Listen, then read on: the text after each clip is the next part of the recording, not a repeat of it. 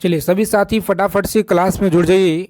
आज के सेशन में देखेंगे यहाँ पे लगातार जो आपके बिहार डीएलएड इंट्रेंस एग्ज़ाम में जो भी प्रश्न लगातार पिछले 5 से 6 वर्षों में जीके और जीएस के इम्पोर्टेंट क्वेश्चन जो बार बार हर साल हर शिफ्ट में पूछे गए हैं, उन्हीं सारे सवालों को आज की क्लास में आप सभी के लिए लेकर आए हैं जो निचोड़ संग्रह करेंगे।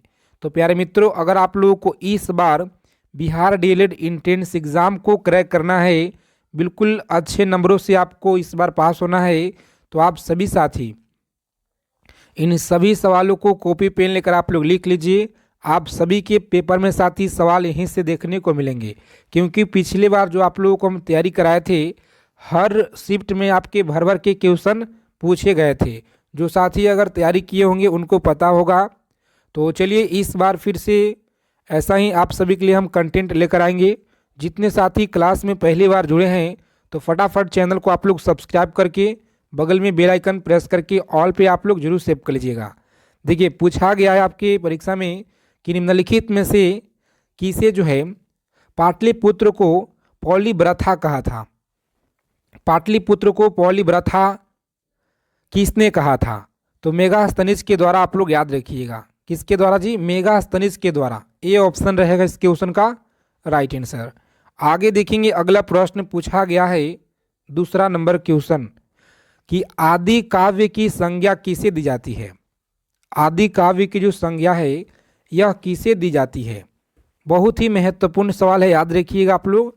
परीक्षा में आपको सवाल देखने को मिलेंगे जी यहीं से, तो याद रखेंगे ए ऑप्शन रहेगा राइट आंसर। रामायण को आप लोग याद रखिएगा। आगे देखिए, 3 नंबर प्रश्न पूछा गया है कि सत्यमेव जयते शब्द कहाँ से लिया गया है। और देखिए, आप लोगों का साथी हम प्ले लिस्ट बना देंगे, ठीक है। प्ले लिस्ट आपको हम बना देंगे वीडियो का। सभी लोग एक एक वीडियो को आप लोग अच्छे से देखिएगा और याद रखिएगा। अगर आपको अच्छे से तैयारी करना है, अच्छे नंबर आपको स्कोर करना है परीक्षा में, तो एक भी क्लास को आप लोग मिस मत कीजिए, क्योंकि जो भी कंटेंट आपको दिया जा रहा है पूरा का पूरा आपको सेलेक्टेड क्वेश्चन आपको दिया जा रहा है। सत्यमेव जयते कहाँ से लिया गया जी? मुंडकोपनिषद से लिया गया है। ए ऑप्शन रहेगा राइट आंसर। आगे देखिए, अगला क्वेश्चन है, याद रखेंगे, सभी को याद रखना है कि भारत का जो सर्वप्राचीन धर्म ग्रंथ कौन सा है।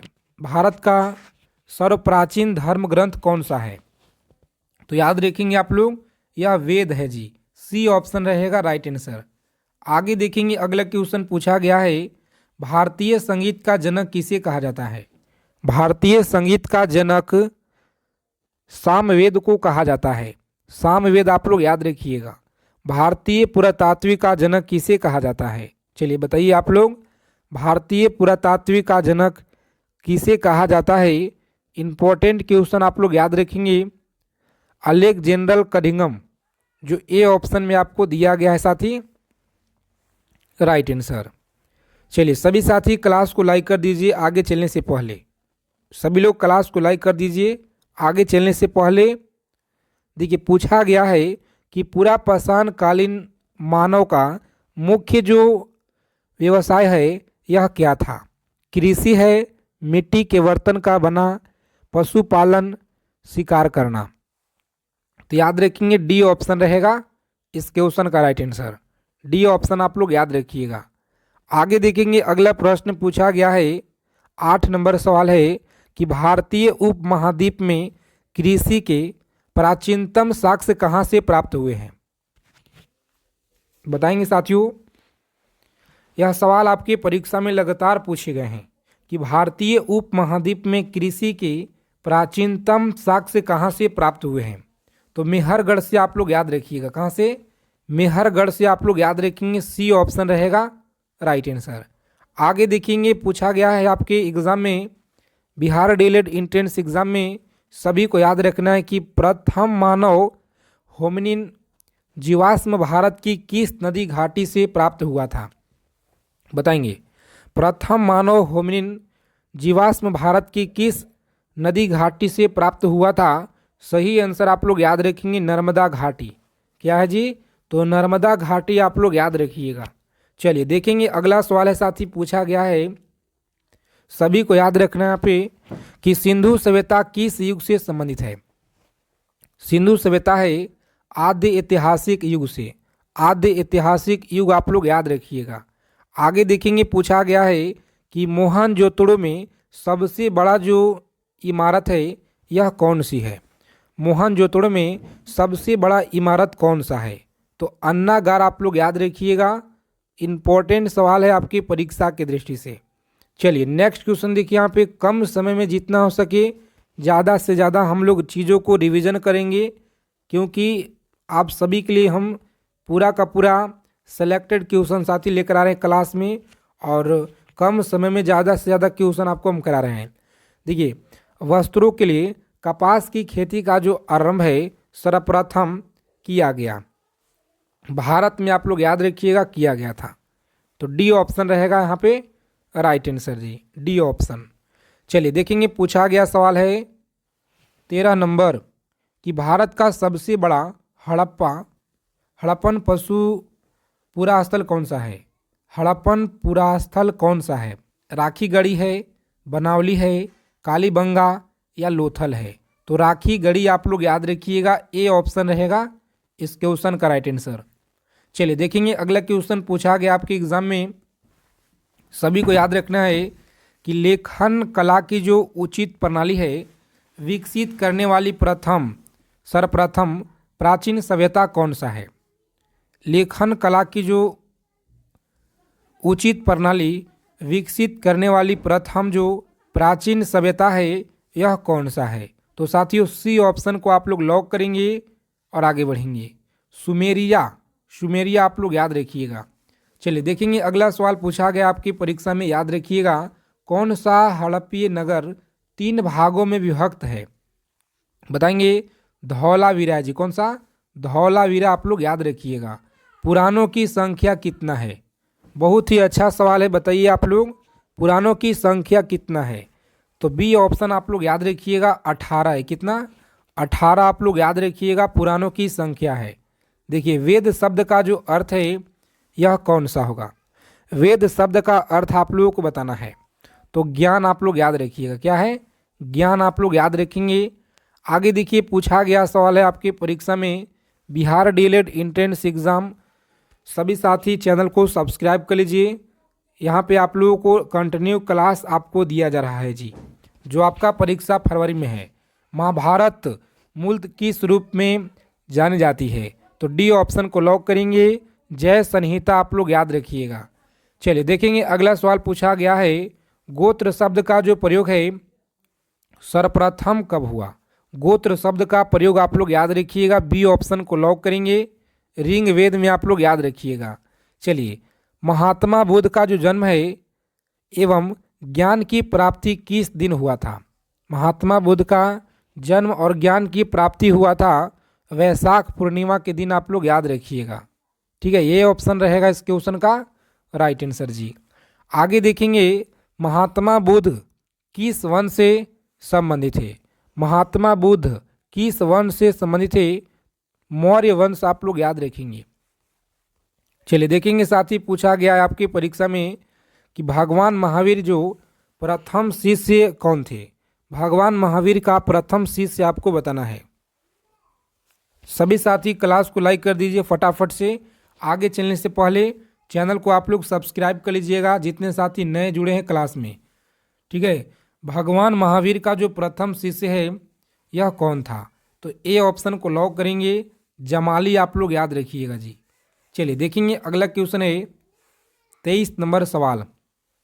जैन धर्म का आधारभूत नैतिक मूल्य क्या है। जैन धर्म का जो आधारभूत नैतिक मूल्य क्या है।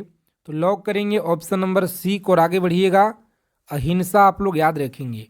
चलिए सभी साथी आंसर करेंगे। यहाँ पे 24 नंबर सवाल है बुद्ध ने सर्वाधिक उपदेश कहाँ दिया। बुद्ध ने सर्वाधिक जो उपदेश है यह कहाँ पे दिए हुए थे। तो श्रावस्ती में आप लोग याद रखिएगा साथी।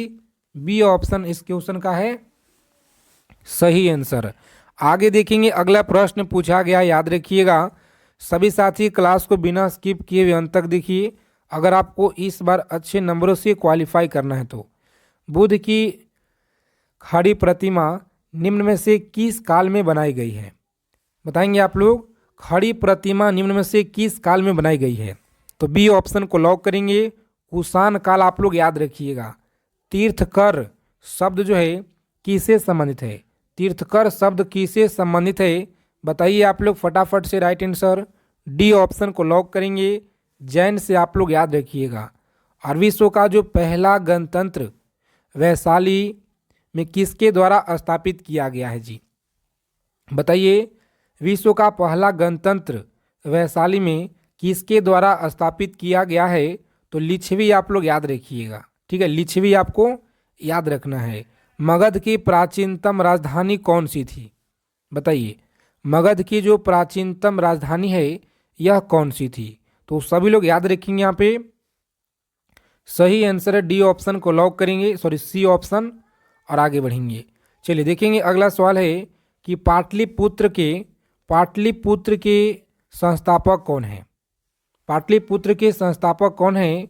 तो उदयन के द्वारा किया गया है पाटलिपुत्र की संस्थापना, याद रखिएगा। यह सवाल आपके इस बार बिहार पुलिस के एग्ज़ाम में साथ ही पूछा गया था और डीएलएड एग्ज़ाम में भी पूछा गया है। याद रखिएगा, उज्जैन का प्राचीनतम नाम क्या है? उज्जैन का जो प्राचीनतम नाम है यह सी होगा। अवंतिका आप लोग याद रखिएगा, सही आंसर है। और आप लोग कमेंट करके बताइएगा कि आज की क्लास में कितना क्वेश्चन आप लोग सही किए हैं, कितना क्वेश्चन आपको गलत हुआ है। आजाद शत्रु के वंश का नाम क्या था जी? बताइए। तैयारी अगर मजबूत करना है तो रोजाना आप लोग क्लास में साथ ही जुड़िए। ठीक है, इस बार अगर आपको अच्छे नंबर लाना है तो याद रखिएगा C option, sorry B, Haryanka वंश आप लोग याद रखिएगा। ठीक है, हर्यक वंश आप लोग याद रखेंगे। चलिए देखिए 32 नंबर सवाल है आपकी स्क्रीन पे कि प्रसिद्ध रूर कोयला क्षेत्र निम्नलिखित में से किस देश में स्थित है जी? तो जर्मनी आप लोग याद रखिए, सही आंसर है। चलिए देखेंगे अगला क्वेश्चन है कि टोनवास क्षेत्र जो है यह प्रसिद्ध है कोयला के लिए, आप लोग याद रखिए। किसके लिए है जी? कोयला के लिए आप लोग याद रखिए। जोहान्स क्या? तो जोहान्स वर्ग जो है विख्यात है किसके लिए है? स्वर्ण खनन हेतु। स्वर्ण खनन हेतु याद रखिएगा, ए ऑप्शन रहेगा इस प्रश्न का राइट आंसर। चलिए 35 नंबर सवाल देखिए, आप लोग याद रखिएगा अच्छे से कि विश्व में चांदी का सबसे बड़ा उत्पादक देश है मैक्सिको है। कौन सा? मैक्सिको आप लोग याद रखिएगा जी। चलिए बॉक्साइट किसकी कच्ची धातु है? बॉक्साइट जो है किसकी कच्ची धातु है? तो एल्युमिनियम का आप लोग याद रखिएगा, एल्युमिनियम का कच्ची धातु है। जो कहाँ पे दिया गया है साथी? डी ऑप्शन में। चलिए देखेंगे अगला सवाल पूछा गया आपके एग्जाम में, सभी को अच्छे से याद रखना है कि ऊर्जा का वह कौन सा स्रोत है जो सबसे कम भूमंडलीय तापमान बढ़ाता है?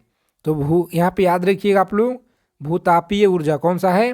बी ऑप्शन, भूतापीय ऊर्जा आप लोग याद रखिएगा, बी ऑप्शन रहेगा इस क्वेश्चन का राइट आंसर।